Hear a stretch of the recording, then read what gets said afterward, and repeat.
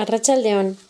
Nik aurkeztuko dizuedan materiala geoplano bat da. Bai, hemen daukagu normalean erosi egiten dugun ikastoletarako eta erosten dugun geoplanoa, bai, komertziala, laukia dana, ikusi dugun lorenakin baita badaudela zirkularrak, bauda laukia.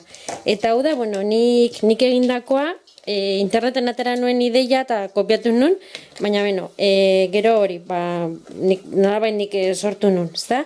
Jo nintzen burdindegi batetara eta eskatu nien ohol hauetako bat. Ohol hauek erabiltzen dira erramintak eta zintzilikatzeko.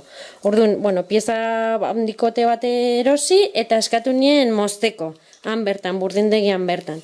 Orduan, bueno, kalkulatu nuen zenbat zentimetro zian, nahi nituen 6 torloiu jarri alde bakoitzean, eta, bueno, laukia lortu nahi nuen. Gero, torloiu hemen arra eta emea sartu nituen, eta hemen dakagu geoplano bat. Bai, etxan indakoa eta, bueno, aurrek ere erabili ditzaketela. Bai, beren lanak iteko eta bakoitzak berea izan.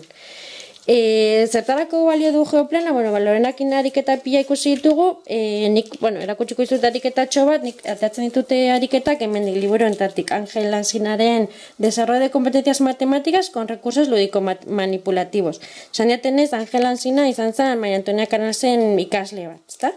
Eta, bueno, ideia polita ditu. Hemen adibidez, jartzen du, behiratu gaztelaniaz, behiratu ondo irudi hauek, irudikatu zure geoplana eta haien irudi simetrikoa atera. Bueno, basiko ginateke, eskatuko genioke hau aurrei, eta agian hasiko zen, bueno, laukizuzen honekin, ez?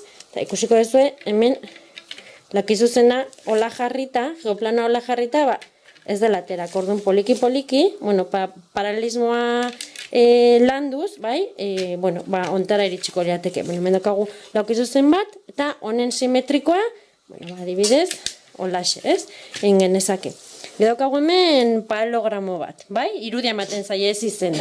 Bueno, hagoazen paralelogramoa egitera, gauza bera, hola iten baldin badegu, ikusten dugu, trapezioa daukagula, baina, a ber, nola egin, paralelogramo hori, holaxe, eta hemendikan, hola, ez da, hemen daukagu eta honen simetrikoa, bueno, pentsatu behar dugu pixkatxo bat, ez da, norarte eraman, hola, ez da. Hor daukagu trapezo txiki bat, guazen egitera, a ber, ikusi, opa, nire konfunitzen naiz, eta bestaldera. Bueno, ikusten da alde bat agian luzeagoa hemen, baina trapezio daukagu. Eta jarri, eta hemen daukagu trapezio. Eta, bueno, holaxe ingo genuke, eta, bueno, holako ariketak eskatu ditzaiokegu ikaslei.